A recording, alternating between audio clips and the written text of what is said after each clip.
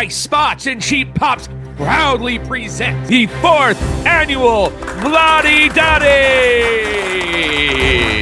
That's right, folks. The Vladi Dadis High Spots and Cheap Pops very own wrestling awards, contoured, crafted, and made by our very resident expert on all that is professional wrestling, Vladi Dadi. Oh, you look beautiful. I'm glad we both dressed up for this occasion. I wore my cleanest dirty shirt. I'm good.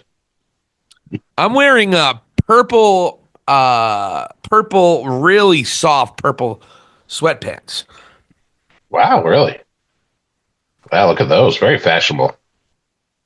But there's a hole in the crotch right here. There's a hole in the crotch right here. So you can see my wiener if I cross my legs a little certain way.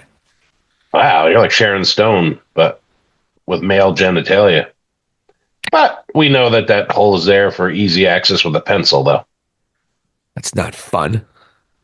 God damn it. You got me once again, Vladi Dadi, with your massive wit. But, folks, we are excited. The fourth time, Vladi Dadi. And every year since we started this podcast in 2021, early 2021, we've had a year-end award ceremony for what Vladi Dadi considers the best wrestling or worst wrestling that we've seen in that particular year. And we're going to be doing last year, great year, epic year for professional wrestling, a lot of great awards. And Vladi Dadi, just some thoughts about your fourth go-around here, contouring these awards for the great people of High Spots and Cheap Pops subscribers. Really, I just kind of wanted to get some things off my chest. We got our normal sort of categories.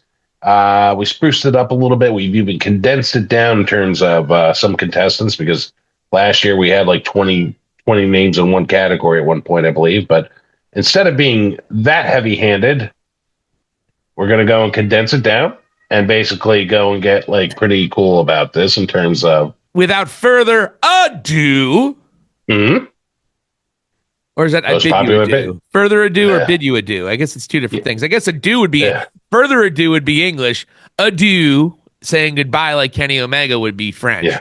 Without any further ado, English version, we are off with the 4th annual Vladi Dadis. The floor is yours, sir.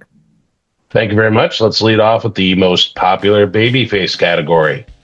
And the most popular babyface, and the nominees are Cody Rhodes, the American Nightmare, the Billy Goat, Will Ospreay, Mr. Yeet himself, the Royal Rumble winner of 2025, your favorite Uso and mine, Jey Uso.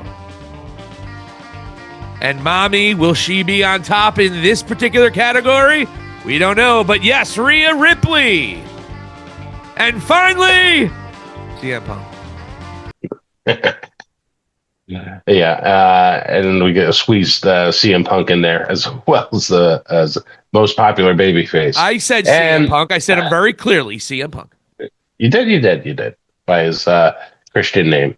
So in terms of the winner for this year, I had a little bit of I went back and forth myself on this one. However, I finally settled in on Cody Rhodes.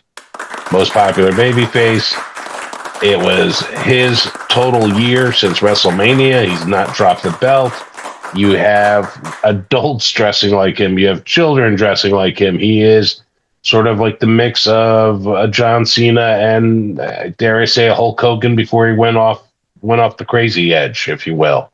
And it is impressive to see what Cody has become, even though he is dangerously close to becoming very annoying, and me watching and hoping that he'll turn heel perhaps. But through and through, this entire year was the year of Cody. When you take into consideration how he's really put the company on his back, there was no Roman for most of the year. It wasn't like he was feuding with him. So he had a stellar year and was so damn popular. So he fits the criteria. Most popular babyface, Mr. Cody Rhodes. He was on top pretty much all year long. Even when he was chasing Roman, he was still the top guy in the company in terms of main events and live events and hugging as many children as possible and spending 3.5 hours after a show just talking. That's our baby face, Cody Rhodes. Definitely. I would definitely put him in the category of John Cena more so than anyone, but yeah, a touch of Hogan. But because Cena they both did the same.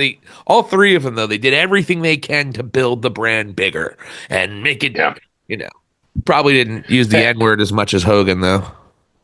Yeah, he's been able to go and sidestep that ignorance so that he scores some more points with me.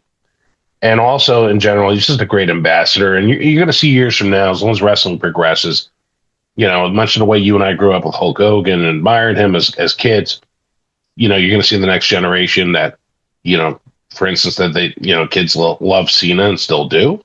And they've grown up and Cena's their guy. There's going to be people where Cody is their guy. And rightfully so. So, hell of a year by Cody. Congratulations. I know it's a prestigious award for him. So, good for you, Cody. We will go to the bipolar opposite, and we will touch base on who is the most hated heel in professional wrestling for the year 2024. And the nominees are for most hated heel in professional wrestling in 2024. Dirty Dominic Mysterio. Ooh. YouTube sensation Logan Paul. Ew. Former kind of head of the table and former kind of tribal chief, the master of the Samoan Spike, formerly known as the Street King, but I think it's somebody else now. Weird. Solo Sikoa. We want Roman. And finally, the patriarch of the patriarchy, the absolute most dynamic, amazing father figure in the history of professional wrestling, Christian Cage. Boo. He gets pops, man. He gets pops. I don't know if he should win. He gets cheered half the shit he says because the rest of AEW fans are fucked.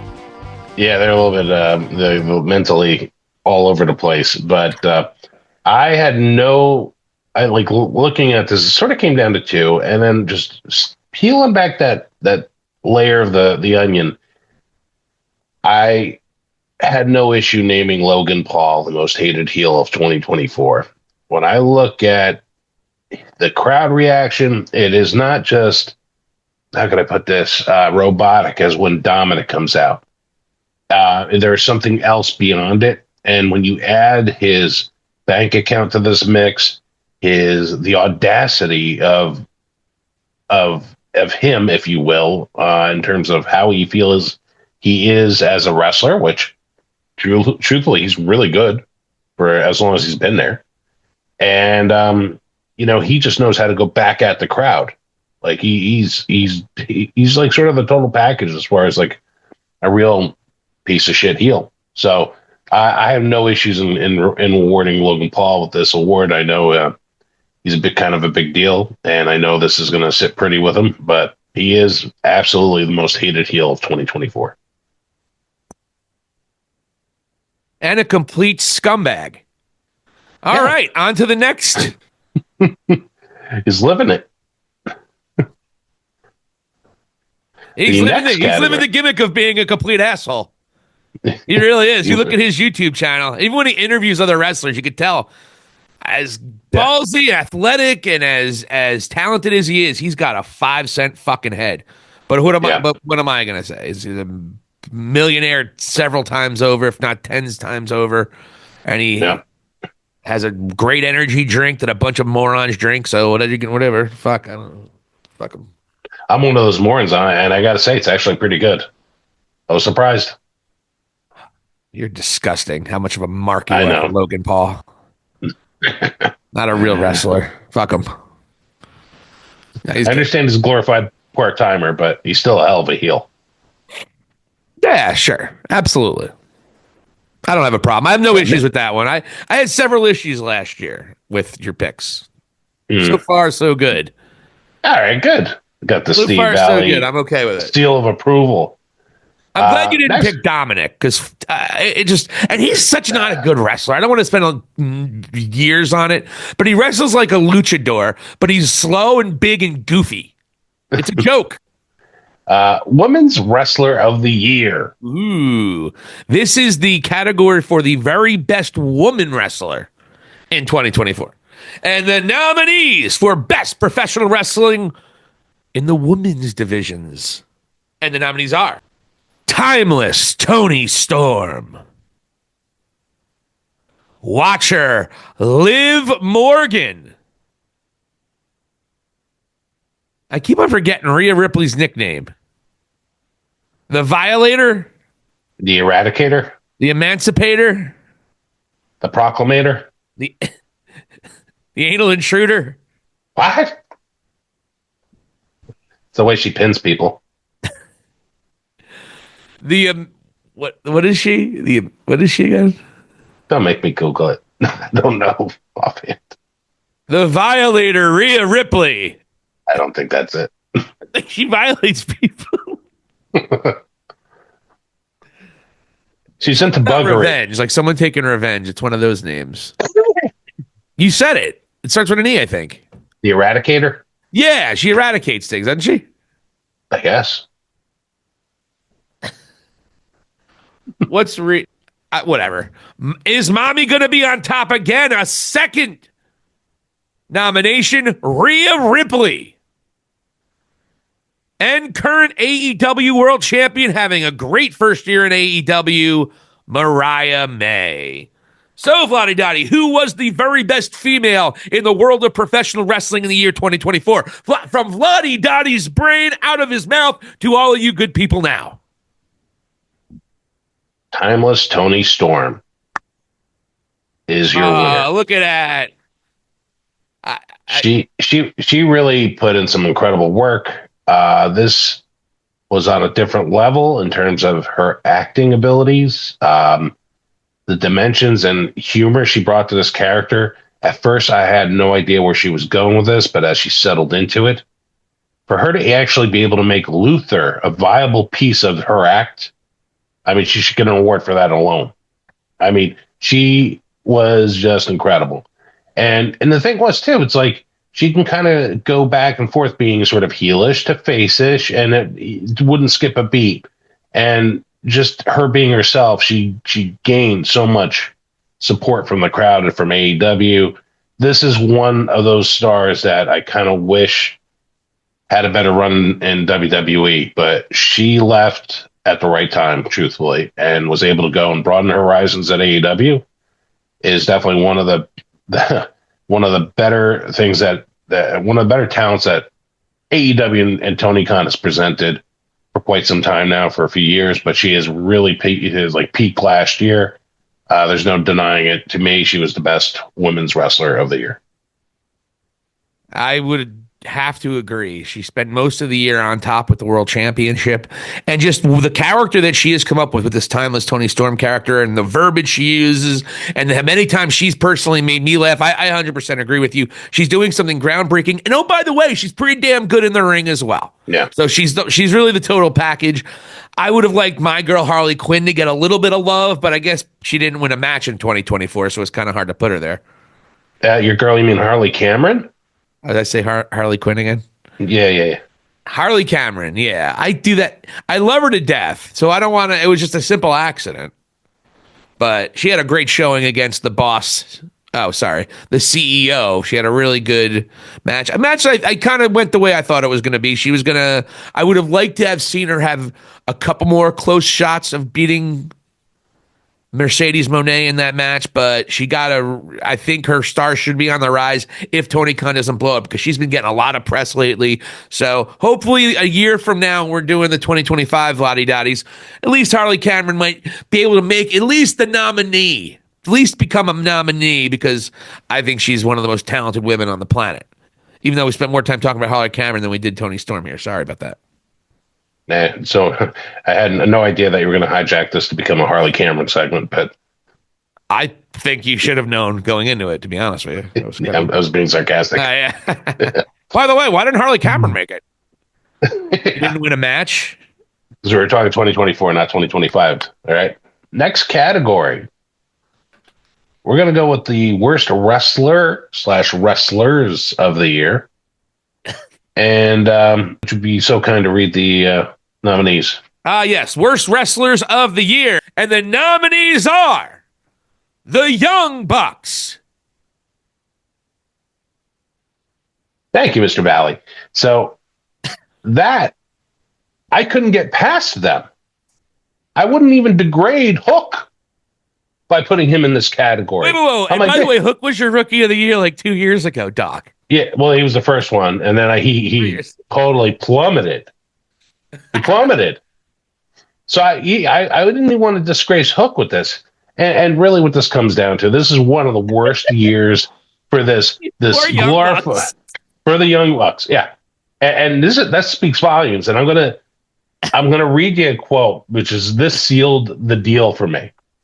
And this was around Christmas time. This quote came out where they went and did something called the Tunnel Talk podcast.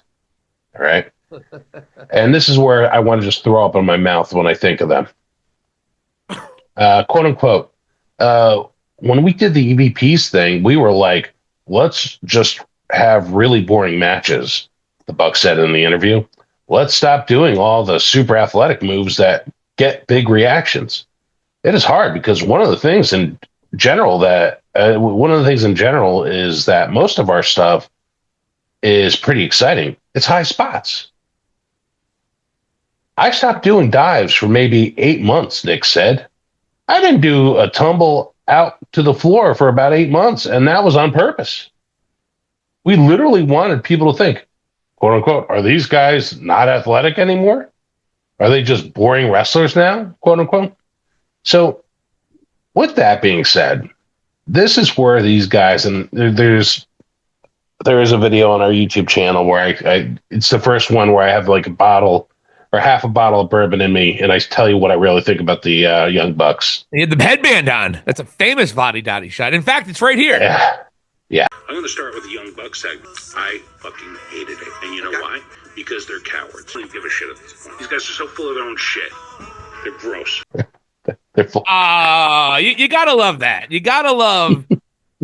And I don't actually, that quote, I don't think can be as perfect to line up with what you said about them in that moment. These guys are so full of their own shit. Gross. And then here you had the circumstances where they came back as an evil faction, a heelish faction, if you will, as the Elite. They had themselves where they connected with Okada, brought him over, and then they also, had Jungle Boy tag along. They decided to go and show the CM Punk security footage, thinking that would stir up some sort of, viewership or maybe some attention for this angle. And then most importantly, they went and did a spiked tombstone pile driver on Tony Khan right before the football draft. And then proceeded to have one of the most boring feuds with an owner of a company thereafter. It was just terrible. And then they have the audacity to tell you with pride, because you know what? We're never in on the joke. The joke's amongst them and the boys in the locker room. So they were having a bunch of boring matches and they weren't doing athletic things. And they were just looking like, I don't know, like a couple of dads that you might see at Walmart shopping on a Wednesday afternoon instead of being at work. And they're dressed with slacks as well. They had slacks on the whole time. Yeah. They were just, that was part of the gimmick. They were slacking. You get it? They're so funny. So they are the worst. They look wrestlers. like guys who would say that dad joke. Exactly.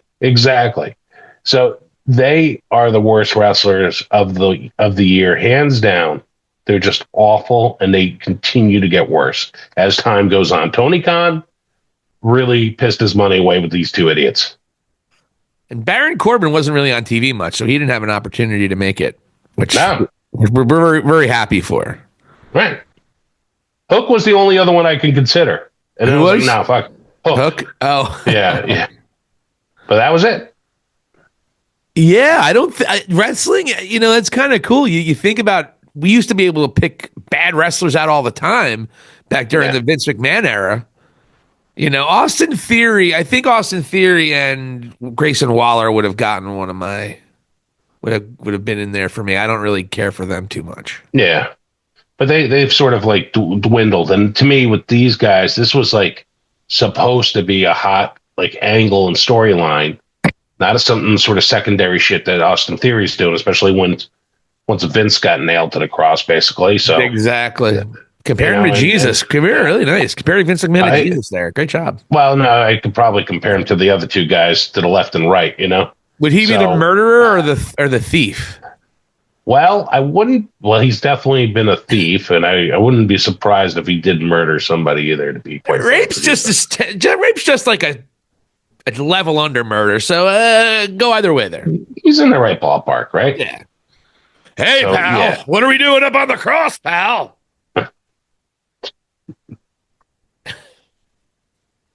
I mean, remember that angle I used with your dad? That was bad timing. Benoit died same week. I guess you didn't let him in, did you, pal? He fooled you too. Oh, Jesus Christ. Oh, man. All right. Well, the Young Bucks, and they've won a couple of negative Vladi Dadi awards, I think. Yeah, they've won like worst tag team, stuff like that. So I've condensed it again. I didn't I didn't want to go and besmirch other tag teams just to go and put them in a category just to give them this. Fuck that. Let's just cut to the chase. They were the absolute worst wrestlers on the planet in terms of storyline, power that they have. Basically, what they did in the ring. Yeah, they intentionally put on boring matches. That's smart. Yeah. That'll sell tickets. And that's why you didn't get a reaction. You wonder why people didn't get a reaction. Oh, they're so stupid they didn't even react. No. Or pay money to see us. Or keep the channel on when we were on. They don't get it. Ha ha ha ha. We're great. Joke's on them. Yeah, so, yeah. I'm with you. I mean, their storyline was so bad, Moxley took it over. Hey, when you guys do it, it sucks. We're gonna do my way, which isn't much better. It's a little honestly, better. It's a little better. Right now, Moxley's in the lead for 2025. I got to be honest. Well, it's early. Yeah. Oh, man. All right. Well, the Young Bucks, worst wrestlers of the year. Good job, Young Bucks. I mean, they love me, so I know that they're going to go and enjoy that award.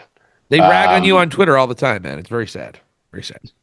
Yeah, let's keep it negative. So we're going to go with the worst announcer of the year. One of my favorite categories. There's more than one person on this time as well. Great job. Yes, I know who's going to get it, though. He's a legend. WCW, NWA, and of course AEW. He is your least favorite color commentator today and mine, Tony Schiavone. Apparently he's really great and everybody loves him now because Vince isn't there. Michael Cole. And last but not least, the man in the mask, Excalibur.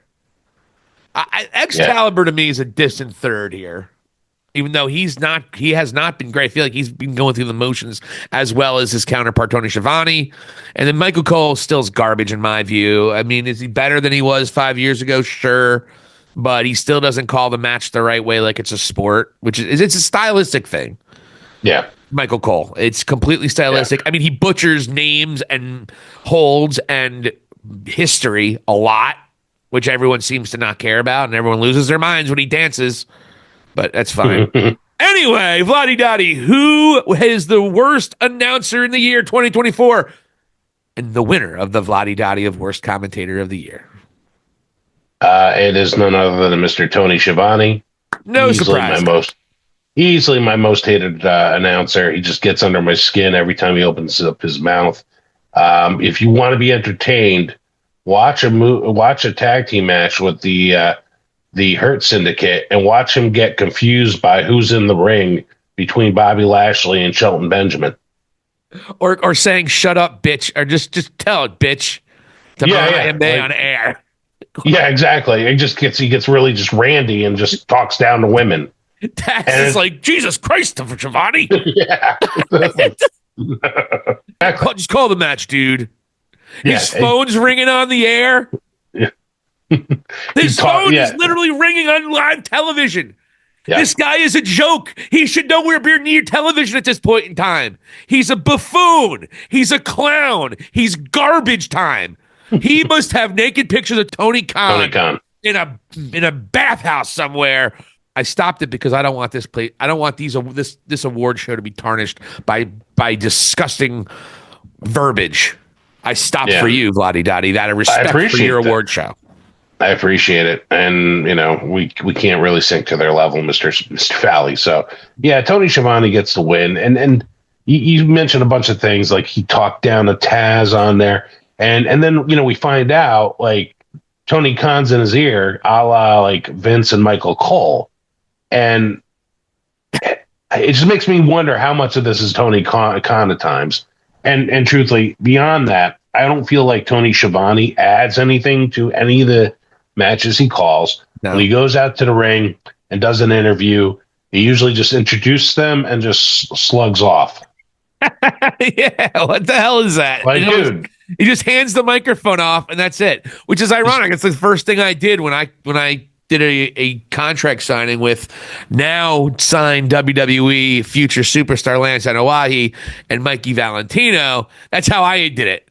And I totally hated myself because that was my shot to, I introduced Mikey Valentino, passed it off, and was out of the ring. That's what Tony Schiavone does every single time. Did Schiavone learn that from you? Yeah, I think so. I think he was checking me out when I was on the Indies. Wow, look at that. Look at that. Yeah. So, yeah, Schiavone sucks, and he is going to be he's been labeled the worst announcer for 2024. And listen, I agree with some of the things they say about Michael Cole.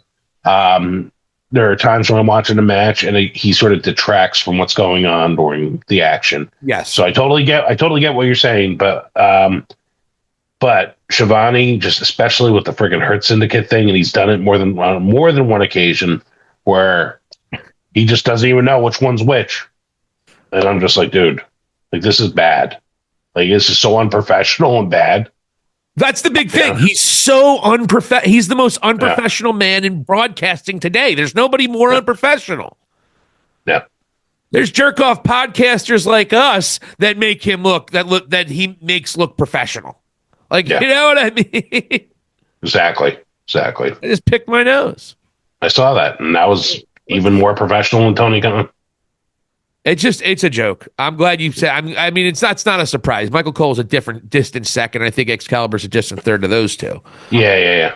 That's how I would look at it. But you needed a third one to round it out. So I feel you there. Yeah. I like it, Vladi Dadi. So on to the next. Fuck Tony Schiavone, though. I'm with you.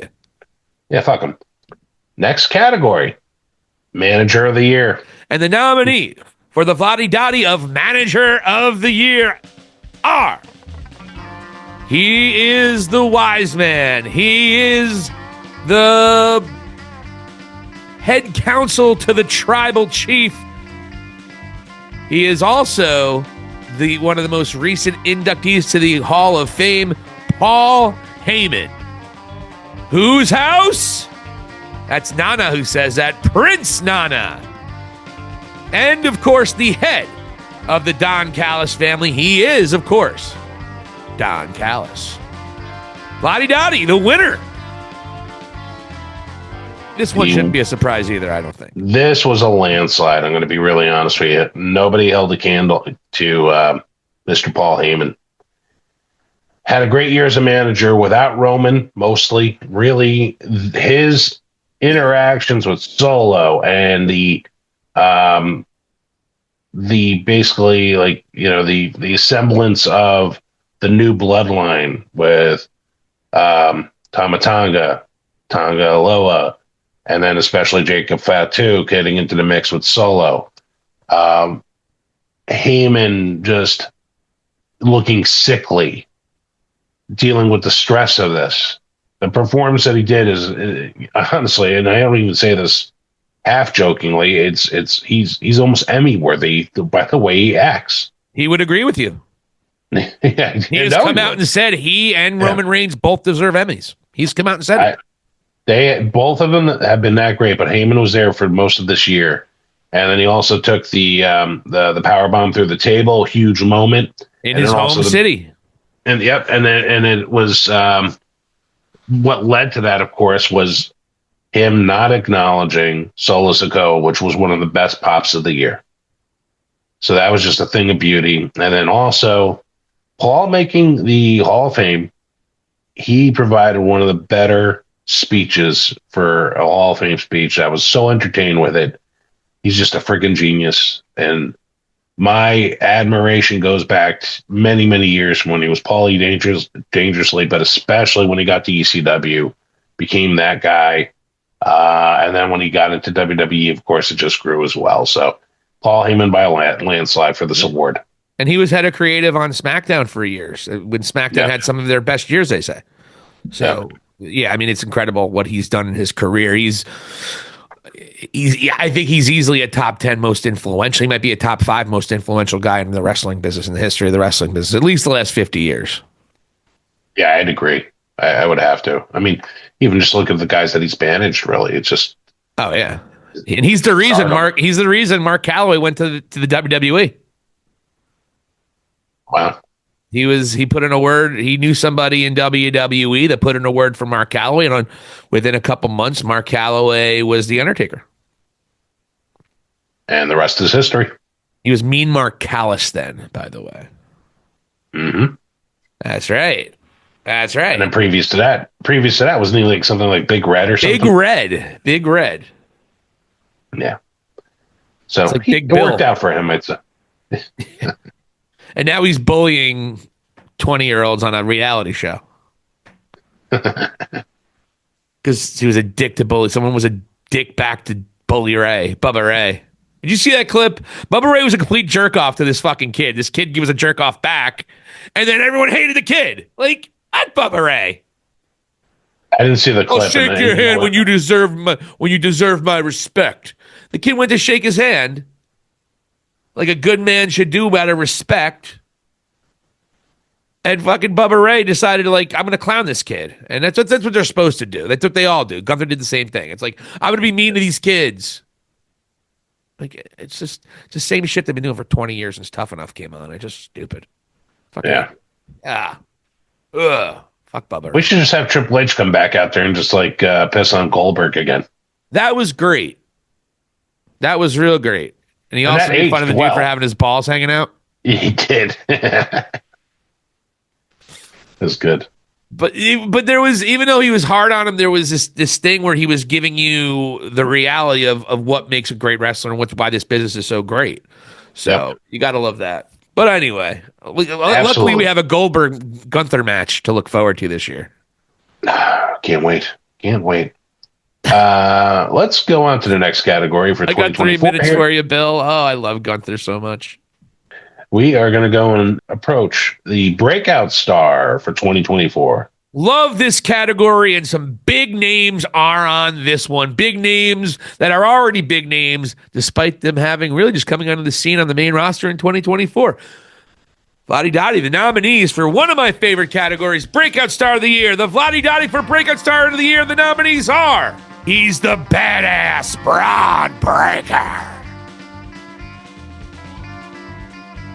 The Samoan Werewolf, Jacob Fatu. He's going to dog walk your ass. I love you, Solo. And the Proto Star, Kyle Fletcher. Vladi Dadi, the winner is. All 3 of these guys are future world champions, by the way. Yeah, and this, to me, shows me that wrestling's in a good spot. And I had to go back and forth quite a few times with all 3 of these guys. It wasn't like, I was like downplaying Fletcher because I see what's there. And if Tony Khan was smart, that guy needs to be near the top. However, I'll go to the winner, and I chose Braun Breaker. Honestly, to me, he is the total package, from his family history to Luke. No, he's a part of the Steiner family. That's the only thing that bothers me about him. He could definitely be just like Rex Steiner, which works beautifully as well. So, I hate Breaker. this name. I think Braun Breaker is a stupid fucking name, and I always did. And that was one of the reasons I didn't want to like him, but it's hard not to. He's so good. Yeah. yeah, he is just he's a weapon out there, man. And it just the way he hits people with his spear, how fast he hits the ropes. Like this is like from another planet. Like he has like a football player mentality out there, and he just destroys people. I mean, him doing how fluid he is usually with the Frankensteiner. He is incredible, and he to me is an easy world champion to consider in the future here, maybe within the next 2 years. I wouldn't be shocked. He's something else, man. And then he might win the Royal Rumble next year or the year after. I would suggest that would be a possibility for sure. Yeah, it would shake things up a little bit too, and then and even on the horizon, evidently Scott Steiner's son. Yep. Is now all of a sudden you might have these two guys like just like their dads, and it's a good thing for wrestling, man. The thing about Braun Breaker though, which is different between him and the other two Steiners, the guy can cut a hell of a promo. I know everyone loves Steiner's math promo. I know it's funny, it's hilarious, and it's great. But by and large, Steiner didn't cut a great promo. It was okay. It was serviceable at times. Sometimes it was like, what is he even talking about? But he was okay. Braun Breaker to me, and Rick Steiner couldn't cut a promo for his life. Right. But Braun Breaker can cut a promo. Yeah. He was funny when he had that promo where he was kind of busting into the character of Jesus Christ. I haven't smoked pot in like 3 hours too. This is ridiculous. Like what? Maybe I should have smoked pot. I would have remembered the guy's name. Yeah. Ludwig Kaiser. Yes. So yeah, even when he was feuding a little bit with Ludwig Kaiser, the kind of he playing a character in his promo, he's got something else there in his promo that the other Steiners didn't do. I think Braun Breaker is going to be he's not the top guy, but he's going to be right up there. He's going to be a top 5 guy in this industry. There's no doubt about it. And to your point, he has every single tool. He is a 5-tool player, if you want to call it that. He can cut a promo, athletic, strong, has the breed, has that what have you. The name, he's getting over it, even though it's stupid. Yep. But yeah, great call. I have no problems with it. Jacob Fatu would get a little bit of a consideration, but despite how great he was, he didn't really have a lot of matches. He didn't have an impact like that. Braun Breaker has had a great run as Intercontinental Champion, already 2 runs now, only losing to Yeet. Yep.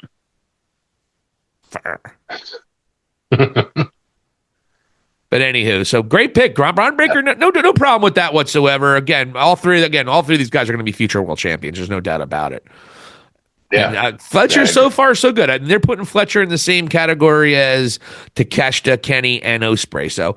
And he beat Ospreay in their first match. So I think Fletcher is definitely on his way. He's going to see some gold sometime soon. Maybe you'll see Takeshita turn babyface. They'll turn on Takeshita a few months down the road, but we'll see. Yeah, absolutely. So we'll go into the next category here where we're doing the Feud of the Year. Ooh, another one. Feud of the Year. Feud of the Year. And the nominees are, for Vladi Dadi Feud of the Year, CM Punk and Drew McIntyre. Mariah May and Timeless Tony Storm. The Bloodline Civil War. Will Ospreay and Kyle Fletcher. I think this one's a slam dunk too, but I'll let you introduce the winner. I chose as the winner for the Feud of the Year CM Punk and Drew McIntyre. Yeah, no doubt. It was so well done, and mainly because of Drew McIntyre. He really raised his level this year. He's an incredible star. I can't speak enough good things about Drew McIntyre, what he meant to the business this year. And they really made something out of almost nothing, especially when one of the guys is injured. And to go keep CM Punk relevant and not necessarily like just forget about him. And then, he comes back and then, all hell breaks loose. It was not like anything like that. It was just McIntyre picking on him on a weekly basis on social media and even on his promos. And then they'd sprinkle in Punk here and there. And then finally we got around to the matches, which ended in that Hell in a Cell, which I admired. So to me, I could not turn my back on that feud. To me, that was the top feud of 2024. CM Punk and Drew McIntyre, the first ever dual double Vladi Dadi winners. There you go. I don't think any two have ever won multiple unless you count tag teams. I think FTR won 17 one year. And some people call me biased, huh? Uh, Speaking of that, let us approach the tag team of the year for 2024. that segue was gorge. Thanks. The nominees for the Vladi Dadi for Best Tag Team of the Year. The Street Profits. I'm just kidding. I'm surprised at a couple of these, but here we go. FTR. The Young Bucks. The Judgment Day. Finn Balor and JD McDonough. Bianca Belair and Jade Cargill. Bianca Belair and Naomi. Bianca Belair and Sasha Banks. I'm just kidding. Just Bianca Belair and Jade Cargill. And of course, Darby Allin and Sting. Wow, I gotta be honest. This one is not a slam dunk for me. I know it ain't gonna be the damn Young Bucks. Let's be real. I don't think it's FTR because they didn't really have a good year. I think Judgment Day might win this one. Crazy. I don't know, but Vladi Dadi, who did you pick? This one is one of the few that are really not slam dunk. You'd say Darby and Sting only had 2.5 months on top. Vladi Dadi, who is the winner here? I am in breathless anticipation. The winner of the tag team of the year for 2024 is no one. Yeah. 2024. Listen, man, I don't just hand out these awards like government contracts out to Elon Musk, all right? Basically, this was the worst year for tag team wrestling that I can remember. And even for FTR, who I adore, obviously, like, this was like the worst year I can remember for them. The Bucks, we already covered that. Balor and McDonough, especially JD McDonough, incredible worker. But Judgment Day is like sort of a joke. Boring. They're boring. Bianca Belair and Jade Cargill. I mean, on paper, yeah, it makes all the sense in the world. But, they had a couple rough matches. Yep. And then you had Darby and Sting.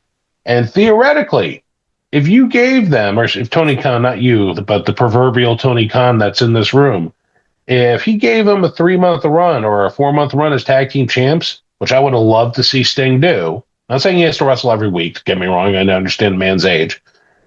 I would have been totally cool with it. Totally cool with it, man. I would have loved it. And then having them beat the Young Bucks and retiring as champs would have been totally poetic, and I would have been cool with that. But we didn't even get that. All they did was they shoehorned that in. And for some reason, we're going to have the Young Bucks because they have such a history with Sting. And that was it. So I can't go and with a sound mind go and provide an award to any tag team this year. It was an awful tag team year. I have one team that you might consider for a hot second. Okay. DIY. I wouldn't, but you might. They've couple-time world champion, couple-time tag champs. Yeah, it was too fleeting. It was like, hey, they would win and they would lose. And then here, and like honestly, just looking at other awards like PWI and stuff, they kept on mentioning this one tag team at NXT. It's like a masked wrestler and somebody else. I forget. Yeah, I don't know. Yeah. And I don't want to be a fraud here, Mr. Valley. I don't want to be like, oh, those guys, because I didn't even see one of their matches, even though it seems like I've seen some highlights. They seem like they got their shit together. But since I didn't watch their matches, there you go. I mean, John Moxley's afraid of him. So, yeah, that's where we are. It was probably the abyss of tag team wrestling between two different companies that I watch here. And I can't rightfully give anybody that award. So we are leaving it vacant.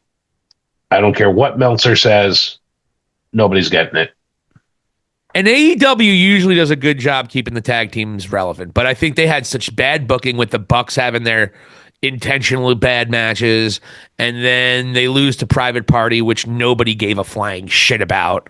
It was a joke. I mean, those were basically your two tag champs for most of the year, because those were two champs. They only had 3 champs this year and it was Sting and Darby, who never lost. And then they had the Bucks.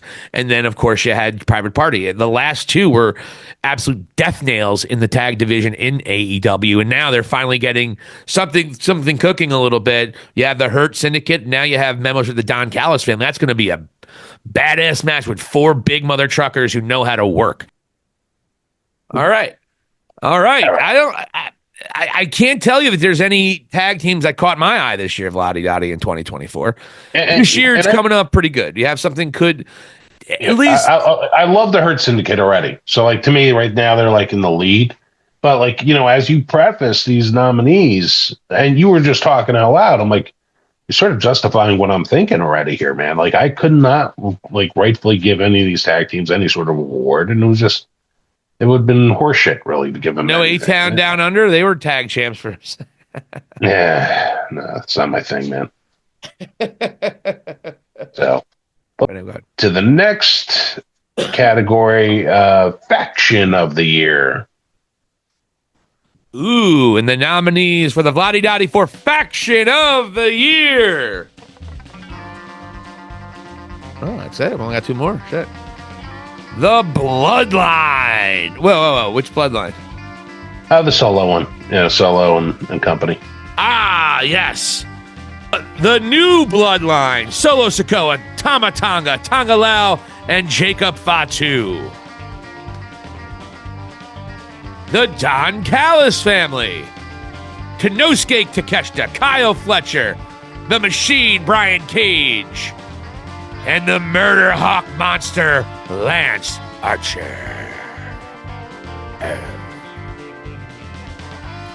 And the Elite, the Young Bucks, Kazuchika Okada, and Jack Perry. Yeah, at this point, I'm just ripping How did they even make the list? You hate everybody in that. It's a joke. It's like I'm joking with them, you know? We're putting them in. God, keep them Judgment relevant. Day didn't make the list. It wasn't a great year for factions, I guess, either. It was not. It was not really, man. Even though there's plenty of them. Yeah, there was. Because the year before, just the Judgment Day wasn't a joke because you had Rhea and Damian was still there. That was it. Yep, and they were champs. And then the Bloodline was still the Bloodline because you still had Roman and you had Jimmy. I think Jey Uso was already babyface, but you had Roman and Jimmy and Jake and Solo and Paul Heyman. So they were still a faction in 2023. This year, not so much, huh? Wow. No, so this brings me. This does bring me to the winner. And who is the winner? Is it Fantasmo Delgado del Fantasmo? Is it LWO? Unfortunately, I didn't consider those guys either. But I did go with Solo and the Bloodline. As to me, out of that faction, it elevated Solo to a wrestler that now I enjoy his promos. He's humorous in the ring. There's something to him other than just sitting there brooding with Roman and being the enforcer, if you will. And also, even more importantly, the arrival of Jacob. It's a big deal for WWE. You see how the crowd is reacting to him by himself, or I should say with Tama Tonga. He's a badass, man. It is just, he speaks from, you can tell it's not written for him, man. He's just being himself on mic. And you know what? When he starts kicking people's ass, it seems very realistic. And the things that he does are impressive. And he's really good. Now, I did consider the Don Callis family. However, Callis family had a bit of a transition this year. I mean, at one point, like Trent was in it. Roosh was in it. He's like making weird trades. And then finally the dust settled and now he's moving in a good direction with probably one of the best formations of it. But it was a little bit, it was day late, dollar short. So I ended up choosing the Bloodline mainly because of the development of Solo and the arrival of Jacob.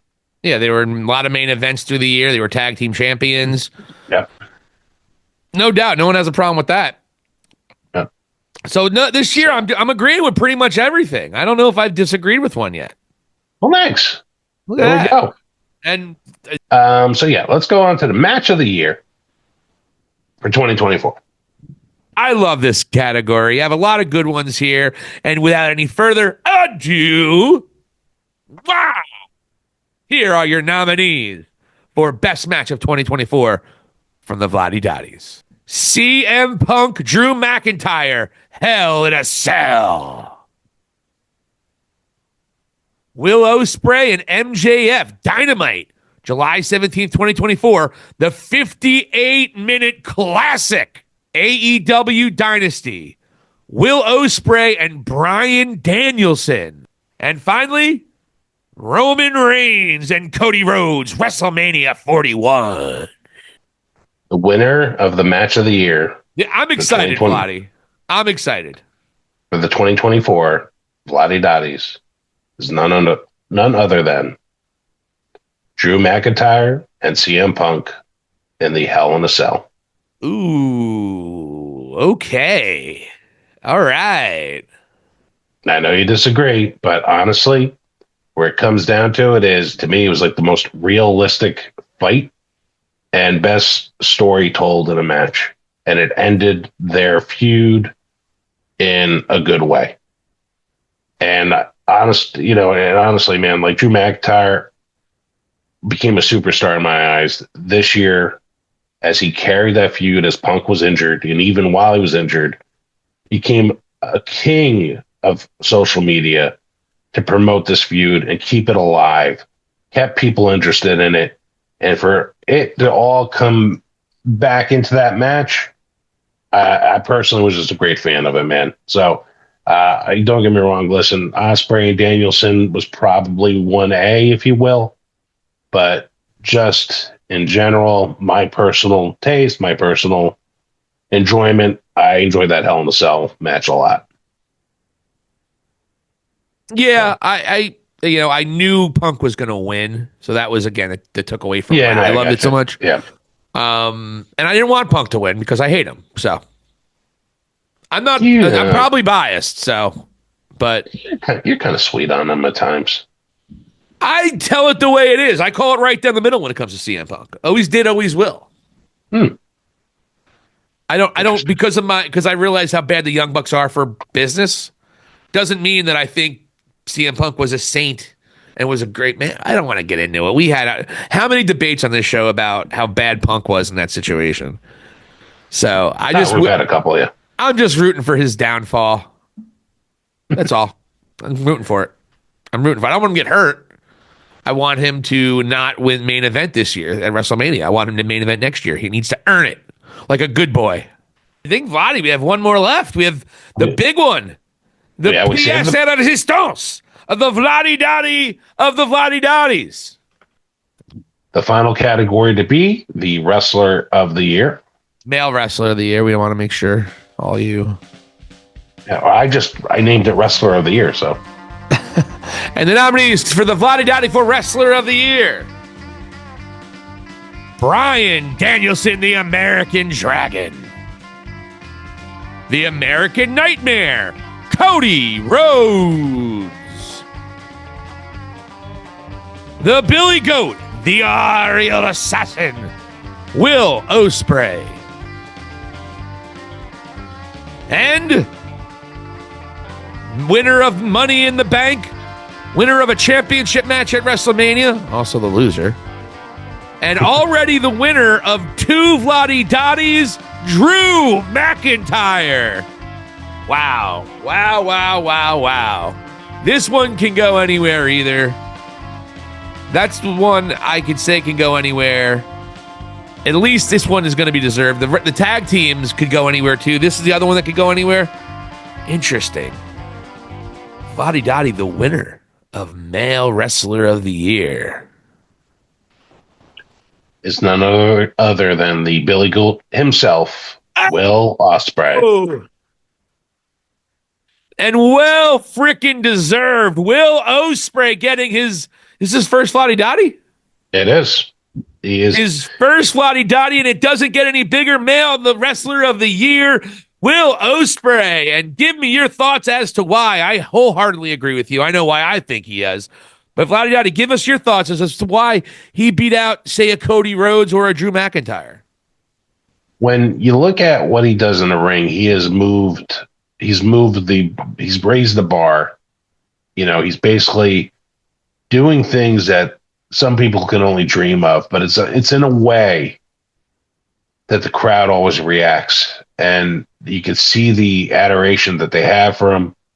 Yeah, somebody might say, well, Ricochet does the same shit. Well, you know what? I hate to burst the bubble. It's not the same. And Ospreay has had so many, and this is one of the things I do actually agree with Meltzer, where, I don't know, he gives him 1,000,000 stars a match, but it's like the guy deserves it. I'm being sort of a jerk with how many, he does give him, but he, especially if he has a good partner in this match, like a Danielson, like an MJF, man, these are some of the best matches that you will see. And then Fletcher and Kenny as well. These are some of the best. Yeah. And it's on a different level, man. And I really, let's put it this way. Like I like him in AEW, but there's part of me that would love to see him go to the other place just against like a Seth Rollins and just see what happens there, man. But I would be worried about him getting lost in the shuffle in WWE. I really would. I would be. He's one guy I could say I would be worried that he wouldn't get top billing. Yeah, that's the only thing I would be worried about. Because a lot of guys I do wish were in WWE. Yeah. I do, because they're awesome, and Tony's doing jack shit with them. Yeah, I get it. But yeah, it's like that bigger crowd, and just like, that maybe the WrestleMania type moment, like, and specifically Rollins, like because I think those two would just tear the house down. And but we'll remove ourselves from this fantasy point, but just get back to Ospreay when he's actually done. He makes everybody that much better in the ring with him. He hits his moves beautifully. He's so goddamn fast too, man. Just the way his foot speed is, and this is just something out of a movie, and I dare say like a science fiction movie or cartoon, where it's almost inhuman what he's doing, and it all looks pretty damn good. And I give him a lot of credit. He is, to me, must see TV in AEW. And I'm hoping that he will hold the world title before this year is done. Honestly, like between he and Kenny, those are the two guys I'd really like to see the world title. Basically, end up with them. So yeah, I can't say enough good things about Ospreay, especially. No, well, every time he would be on television or a pay-per-view, he had the match of the night. It was every single pay-per-view. He had arguably the match of the month. Every single month, he was at least a candidate. Whatever pay-per-view he was on, he always brought it. Whether it be even against frickin' his probably least entertaining match would probably be the one with Roderick Strong when he won the international title. But every other one, he had epic matches. You name the Danielson one. You have... he had the Takeshita one. He had one with Kyle Fletcher. But every time he was in there, the MJF feud, 2 different matches were both great. Every time he stepped in the ring in 2024, he had the best match of that night and probably that week and probably that month and definitely that night and usually that week. Every time he stepped into the ring, that's what you got from Will Ospreay. So I 100% agree with that particular call as well. But again, you had a lot to choose from. Drew McIntyre would have been my other choice for sure. But I think Will Ospreay, from bell to bell, easily the best guy in the world right now, for sure. Yeah, and he definitely deserves his accolades. So it's he earned it, man. And then and again, I wasn't too big of a New Japan guy, but seeing him cross over and how the American crowd took to him like nobody else like I've ever really seen coming from Japan in such a way, it's just been great. So the future is bright if Tony plays his cards right. I mean, that's very massive if. That's it. I hate to say it and agree with you, but you're right. But I mean, at least he has that guy there to go and do it. And, guys like you and I are definitely going to always want to see his matches. So you put him in a decent storyline. I mean, it gets that much better. So congratulations, Will Ospreay. You are the wrestler of the year and this year's winner of the Vladi Dadi. Yeah, the Billy Goat, right? Oi, Absolutely. oi. Well, Vladi Dadi, another year in the books for the Vladi Dadis. How do you feel? We finally finished it. Some great, great categories this year. I thought, again, this is the most in agreement I've been with your awards. Not that you give a shit what I think. I do, of course. But I have to say, I'm pretty good with a lot of them. I don't think I can say I vehemently disagree with anything you did tonight, which is incredible. Because I'm usually like, really? The only thing I would say would be the match of the year. That's just because I'm biased. No, I got you. And listen, it was a nice bow at the end of it. And as far as the feud, and it was friggin' realistic too, which I really admired too. So it was brilliant. Yeah. It was the feud of the year. It definitely easily was the feud of the year. Yeah. That wasn't even in question as far as I'm concerned. Match of the year, I like technical you know what I mean? I like the bell to bell matches that tell a story the old fashioned way, opposed to that's just it's a taste thing at that point too, right? Because we know Punk can't have a great regular match; he needs gimmick match, right? I wouldn't say that. He had a good one. Kidding. He had a good one with Sammy recently. Oh, he had a great one with Sammy. He had a really great match with Sammy. CM Punk's shutting me up slowly but surely in terms of his in-ring ability, for sure. They're using him just the right amount, man. That's what it is. And he's not doing he's not trying to do hurricanranas. He's not trying to go to the top rope too much because he knows he'll fall and hurt himself. Right. So it's smart. And they don't have him they're not having him wrestle random stupid matches on a weekend that doesn't matter anymore. You know what I mean? His time is being very valuable, and they're using him to the point. Look, the more he works, the more chance he's going to get hurt. And they're going to not use him in the ring all that much. His matches are going to mean something big time, and he's going to make his money on the mic. Absolutely. So that's this year's Vladi Dadis, Mr. Valley. Oh, what a great year. We can't wait for our 5th annual or 5-year anniversary next year. It's going to be bigger than ever. Does Braun Breaker get Wrestler of the Year? Maybe it's Gunther. I'm surprised Gunther didn't make it on the list of Wrestler of the Year. I'm surprised. I did think of him, but I don't know if I'm wrong in looking at it this way. When he had the IC belt, I was so much more impressed with that reign. I almost feel like this one is taking a step back in some ways. Well, because he hasn't faced anybody who's a top contender. You could sit there and say Damian Priest all you want. Damian Priest is not a top guy yet. Yeah. Sorry, he's not. Neither's Jey Uso. And those have been his main guys. Who else has he wrestled? Seth. He didn't wrestle Seth yet. No. Didn't wrestle Roman. I think he wrestled Sammy. Okay. But overall, this is not, he's not, it's similar to what Tony's doing in AEW. Your world champion is not facing top contenders. They don't want CM Punk to go after Gunther. They don't want those guys they don't want any of those top guys going after Gunther. They're in their own little league, and they are all going to battle over Cody Rhodes' belt. Yeah. But all that means that the world title doesn't mean as much as it probably should have. All right. Well, the Vladi Dadis are over with for a 4th year, and we couldn't do it without you, Vladi Dadi. You are the creator. You are the curator of this great awards, the absolute best wrestling award show in the world today, bar none. And we want to thank everybody for watching this year's Vladi Dadis, presented to you by High Spots at Cheap Pops. For the curator, Vladi Dadi, this is Silicon City Valley. Here ended the lesson.